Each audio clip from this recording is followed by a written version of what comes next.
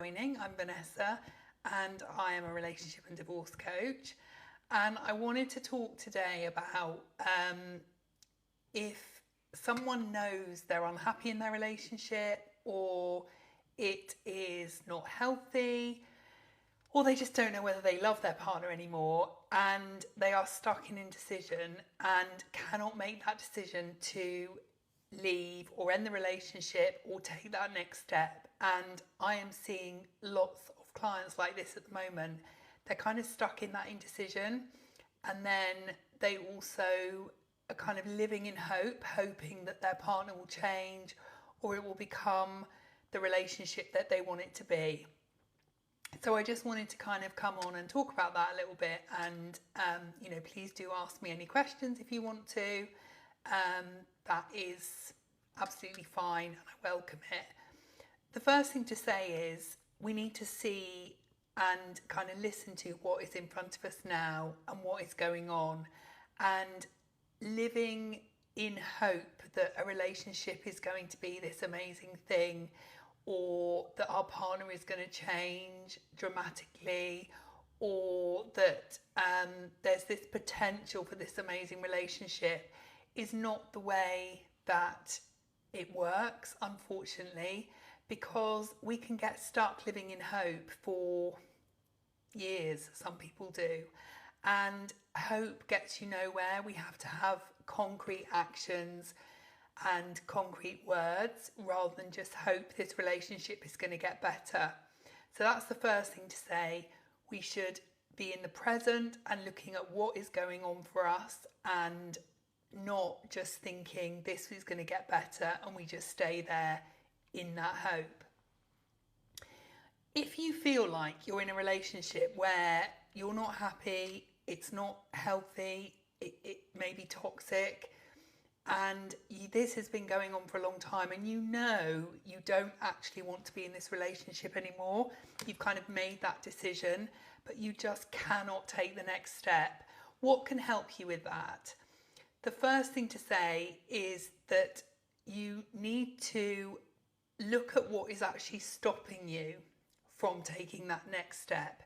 Is it fear? Is it fearful of communicating that to your partner? Do you have children and you're frightened what it's going to be like when you have to tell your children, or you're going to ruin your children's lives by separating from the other parent? Or is it because you actually feel connected to this person and you're frightened of what it's going to be like being a single person and not having that support? There's lots of reasons. It could be what other people are going to say, judgment from other people, guilt, shame. There's lots of reasons why we stay stuck in relationships when we know in our hearts they're not good for us. So identifying what that reason is. What is that thing that is keeping you there? Because when we identify it, we then can actually try and tackle it. When it's just this vague thing about, well, I know I don't want to be there and I'm finding it hard to leave or to take that next step. When it's vague, we can't really do anything about it. So if you can identify what's keeping you there, that's really helpful.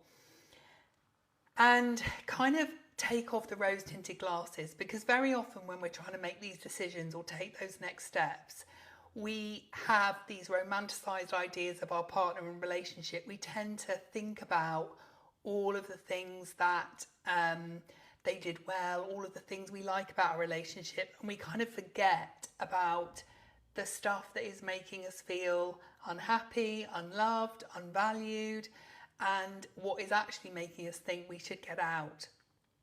So take those rose-tinted glasses off and actually, look at what is also not so great about that relationship. And, when we are faced with an overwhelming decision, it just seems massive. And the way we break down overwhelm is by putting it into smaller and smaller and smaller pieces until we get to the size of piece that we can actually think we can achieve. So this is taking small steps, and they can be tiny. when we think of this overall thing of leaving a relationship, what's that going to mean? Maybe we have to divorce, maybe we've got children, maybe we run a business together, maybe there are finances linked. It seems so massive that it almost keeps us stuck again. We just think, oh, I can't even start because I don't know where to start and it's all too scary. So I say start small, really small if you have to. Tiny, tiny, tiny steps. So the first step might be, telling a trusted friend that you are thinking of leaving the relationship. Or it might be actually just looking at an estate agent's website to see what properties there are to rent in your area, not even doing anything about that. It could be anything that's small to think about taking that first step, because we have to take that first step. It could be contacting a professional like me to get some advice on how you communicate to your partner if that's something you're really worried about. But pull back to something that is really small and really manageable and will allow you to take a first step forward, rather than just seeing this massive mountain in front of you and thinking, I can't even start to climb it because it's just so big and I don't, I'm not ready for that. So start small, and there's no rush for these things. The process of getting everything in a row, getting everything in order can take a little bit of time, and sometimes it's better to get clarity before you take the step of action. So finding out information, if you're frightened about where you might stand with your children, if you're getting a divorce, or how you're going to be financially if you have to separate from somebody legally. So maybe actually speaking to a lawyer, having, a lot of lawyers do no obligation calls where there's no fee initially for that. Some do charge, but maybe having one of those to actually understand what would happen to the children if we get a divorce. So sometimes getting that information first can be a good first step, and actually finding out that maybe things won't be as bad as you think. Practicing how you're going to communicate to that person is really important. But I think it's also about, we often get frightened if there are children that it's going to ruin their lives if we divorce or if we separate. And we model relationship behaviour to our children. So please remember that. Our children learn about relationships from us. They don't learn it at school. They don't learn it anywhere else. They're modelled it by you. And so we want to try and give them the best kind of view of relationships. Even if a relationship isn't working, actually, what we're modelling to them is sometimes things don't work out in life, but that's okay. And what do we do about it when things don't work out? And that is a really important lesson. It's not just about staying at all costs because that's better. So just kind of remember that, and then you can kind of take those steps forward. But there's always an answer, and I think that's worth thinking about. When we feel frightened, we feel worried, we feel like it's going to be such a big decision, it's going to affect lots of different people, then sometimes we think, well, there's no way out of this, can't change it. You can. You do deserve to be happy. You do deserve to be in a healthy relationship.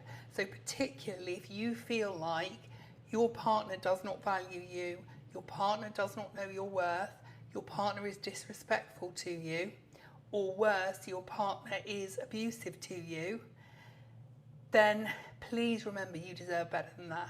You deserve so much more. You deserve the best in relationships.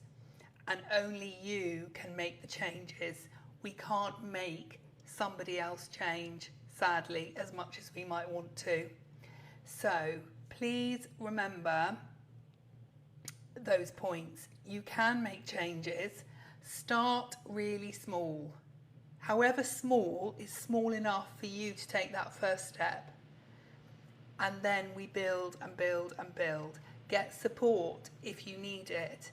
You know, there are people like me around who are trained in this area, trained to help you, not to push you into decisions, but actually to help you identify what you need. Speak to a lawyer if you want to, just so you can understand where you stand. So you're not on your own, and if you really know you shouldn't be in a relationship, but you're frightened of taking that next step, remember what I've just talked about, and identifying what the biggest fear is for you helps you to then start tackling it. So be honest with yourself. What is the thing stopping you taking that next step? And then you will be able to feel like you can move forward. So I hope that's been helpful. I just wanted to kind of say that because it's coming up a lot for me, where people are stuck in relationships they don't want to be in, or that are not healthy, or that are abusive, or narcissistic, or they just don't love their partner anymore. And that is, you know, that happens. That's allowed to happen. You know, there's, unfortunately, not all relationships are meant to last forever. And, you know, it's okay. But you do deserve to be happy, and you do deserve to have the best in love and in life. So, I hope that's been useful, and thank you for joining, and for all your likes, and that's really nice. And I am Vanessa, and I am a relationship and divorce coach, and I will be going live again to cover all sorts of relationship issues, divorce, separation.